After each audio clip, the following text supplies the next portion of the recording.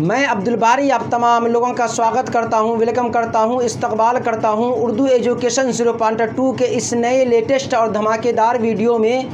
आज मैं आप लोगों के सामने लेकर आ गया हूं 10th क्लास में जो सब्जेक्ट उर्दू पढ़ाई जाती है। बुक का नाम है दरख्शां और क्या कहते हैं, चैप्टर का नाम है बच्चों चकबस्त। क्या है? चकबस्त नाम है चैप्टर का। उसी को मैं आप लोगों को डिटेल के साथ पढ़ाऊँगा, इस तरह पढ़ाऊँगा कि आपके माइंड में बातें उतर जाएगी, ये मैं गारंटी के साथ कह सकता हूँ। तो आप लोग सबसे पहले इस चैनल को क्या कहते हैं दोस्त अहबाब को शेयर कर दें, ग्रुप सब में शेयर कर दें। अगर अभी तक आप लोग सब्सक्राइब नहीं किए हैं तो सब्सक्राइब कर लें। और जो मैं पढ़ा चुका हूँ अब तक आप लोग जाकर देख लेंगे उस वीडियो को, क्योंकि अगर आप सही तरीके से सारा वीडियो को देख लेंगे तो आपका एक नंबर भी मिस नहीं हो सकता है। तो आइए क्लास शुरू करने से पहले मैं आप लोगों की खिदमत में एक शेर पेश करना चाहता हूँ। साजिशें वो रचते हैं जिन्हें कोई जंग जीतनी हो, साजिशें वो रचते हैं जिन्हें कोई जंग जीतनी हो, वरना कोशिश तो दिल जीतने की होनी चाहिए, वरना कोशिश तो दिल जीतने की होनी चाहिए। तो आइए करते हैं क्लास शुरू। देखिए आज मैं आप लोगों को पढ़ाऊंगा डिटेल के साथ किसके बारे में बच्चों? चकबस्त के बारे में पढ़ाऊंगा। किसके बारे में? चकबस्त के बारे में। और चकबस्त जो लिखे हैं, क्या लिखे हैं? मनाजिर कुदरत। क्या लिखे हैं? मनाजिर कुदरत। और ये क्या है? नज़्म है। क्या है बच्चों? नज़्म है। क्या है? नज़्म है। जैसे आप क्या कहते हैं, ये कविता जानते हैं, हिंदी में क्या कहते हैं? नज़्म को कविता कहते हैं। क्या कहते हैं बच्चों? कविता कहते हैं। और कविता को ही इसमें क्या कहते हैं? उर्दू में नज़्म कहते हैं। क्या कहते हैं? नज़्म कहते हैं। इस नज़्म के अंदर चकबस्त ने क्या लिखा, क्या कहा, उसके बारे में पहले जान लेते हैं। तो देखिए चकबस्त क्या है? मुसन्निफ़ है। क्या लिखे वो? मनाजिर कुदरत, कुदरत का मंजर, प्रकृति। क्या होता है? प्रकृति जो पढ़े हैं आप लोग, नेचर जो पढ़े हैं उसे क्या कहते हैं? कुदरत कहते हैं। मनाजिर, मंजर की जमा है। क्या बच्चों? मंजर की जमा क्या है? मनाजिर है। जैसे मिसाल के तौर पर आप कहीं पर जाते हैं, मंजर देखते हैं। क्या देखते हैं? मंजर देखते हैं, नेचर को देखते हैं। इसी तरह चकबस्त जो थे वो देहरादून गए थे। कहाँ गए थे? देहरादून गए थे। और देहरादून जाने के बाद वो नेचर जो देखे, प्रकृति जो देखे, वो पहाड़ें जो देखे, क्या कहते हैं, मौसम सुहाना था, वही चीज़ को इस नज़्म के ज़रिए लोगों को बताना चाहा।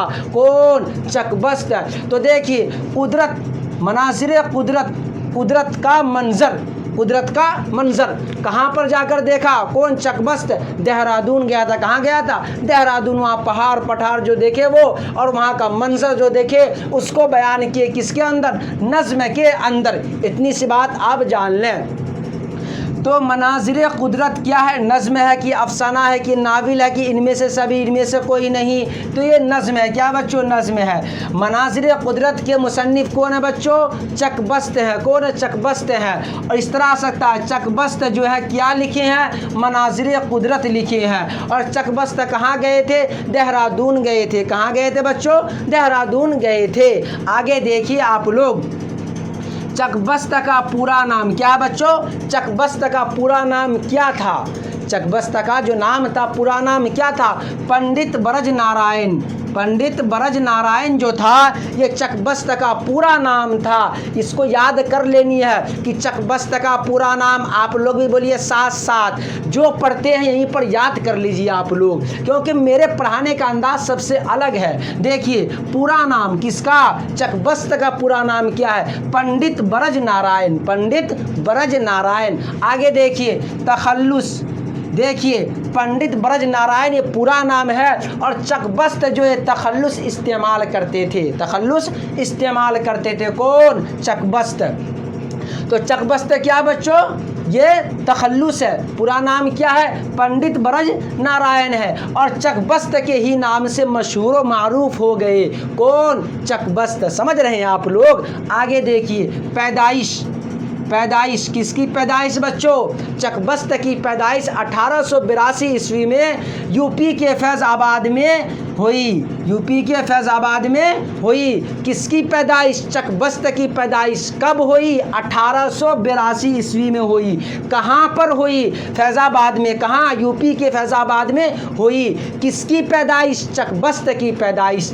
इस तरह पढ़ाऊँगा ना आपके माइंड में उतर जाएगा। आगे देखिए, लेकिन बचपन ही में लखनऊ चले गए, लेकिन बचपन में ही लखनऊ चले गए। यूपी के फैज़ाबाद में क्या कहते हैं पैदाइश हुई, 1882 ईस्वी में पैदाइश हुई।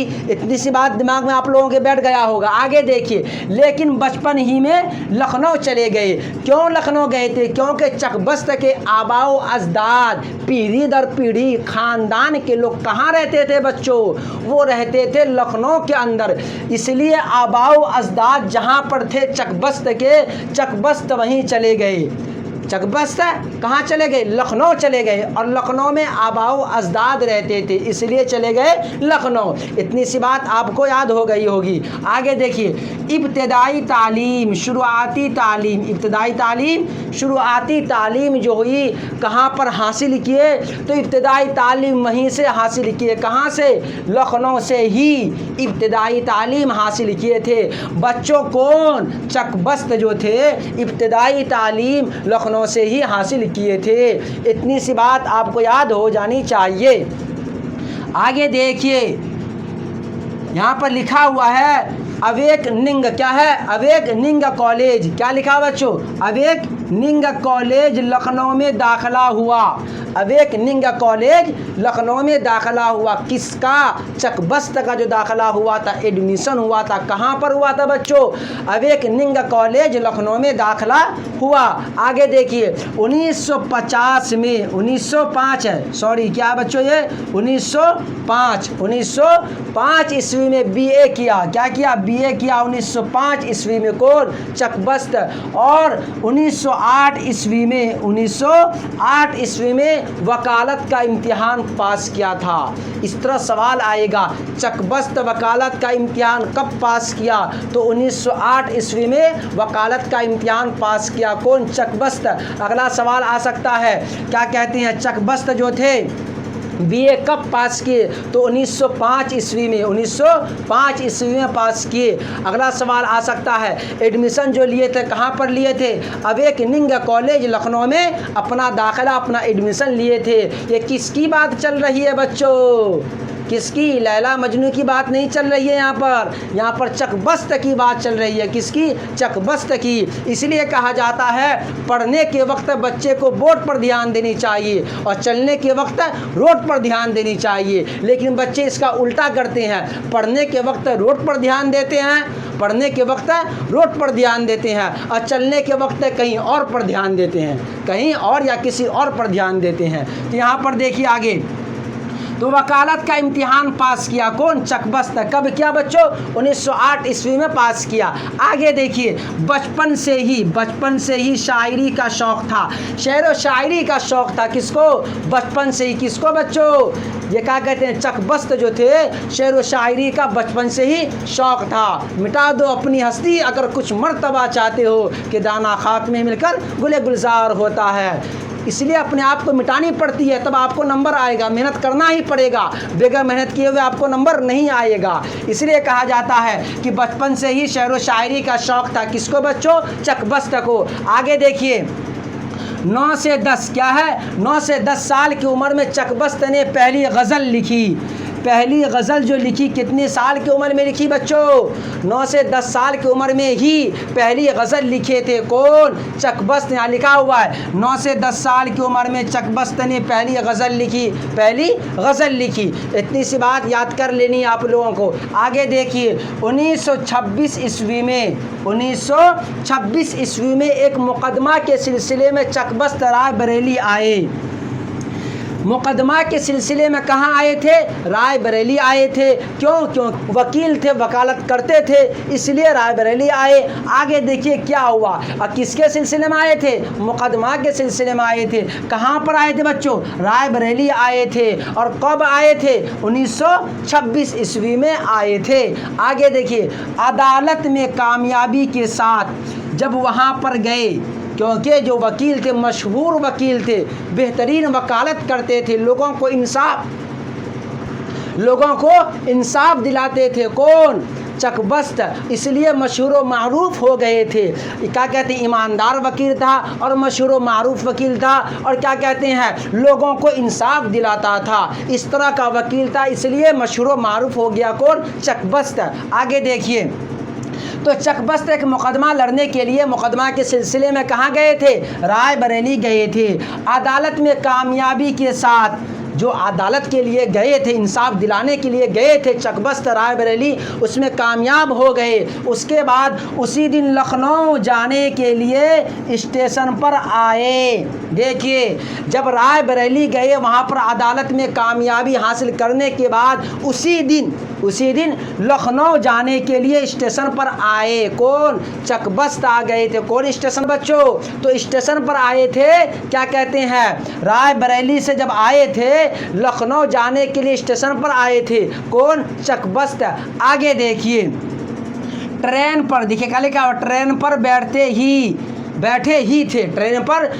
ही थे कि दिमाग पर फालिज का हमला हो गया। देखिए, जैसे क्या कहते हैं, लखनऊ जाने के लिए स्टेशन पर आए और ट्रेन पर बैठे ही थे कि दिमाग पर क्या हुआ, फालिज का हमला हो गया। बीमारी, हमला आवर हो गया। किसके दिमाग पर बच्चों, चकबस्त के दिमाग पर। आगे देखिए क्या हुआ, दिमाग पर फालिज का हमला हुआ और ज़बान बंद हो गई। आगे देखिए क्या होगा जब ज़बान बंद हो गई, क्योंकि फालिज की बीमारी जहाँ पर लगती है, जिस जगह, वो जगह काम नहीं करता है। जैसे दिमाग पर फालिज का बीमारी हमला किया कि ज़बान बंद हो गई। ज़बान क्या हुआ, बंद हो गया। आगे देखिए, 7 बजे शाम को स्टेशन पर ही इंतकाल हो गया। स्टेशन पर ही 7 बजे शाम को क्या हो गया, स्टेशन पर ही 7 बजे शाम को इंतकाल हो गया। किसका बच्चों, चकबस्त का इंतकाल हो गया था। कितने बजे, 7 बजे शाम को स्टेशन पर ही। इतनी सी बात याद कर लेनी आप लोगों को कि चकबस्त का पूरा नाम पंडित ब्रज नारायण था।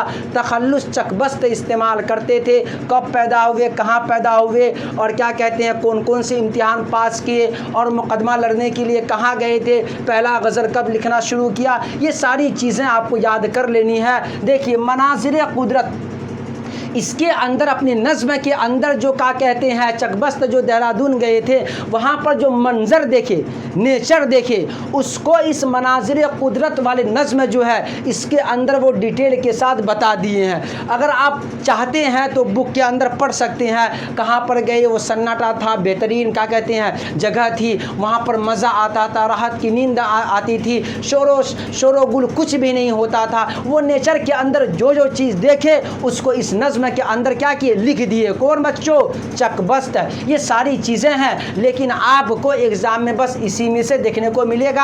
आप सही तरीके से इस वीडियो को देख लेंगे और अपने दोस्त अहबाब को शेयर भी कर देंगे। अगर अभी तक आप लोग हमारे चैनल को सब्सक्राइब नहीं किए हैं तो प्लीज़ आप लोग सब्सक्राइब भी कर दें और अपने दोस्त अहबाब से भी करवा दें। और ग्रुप जितना भी आपके क्या कहते हैं, व्हाट्सएप कहीं पर भी है, सारे ग्रुप में इस चैनल के लिंक को भेज दीजिएगा। फिर मिलते हैं दूसरे वीडियो के साथ। खुदा हाफिज़।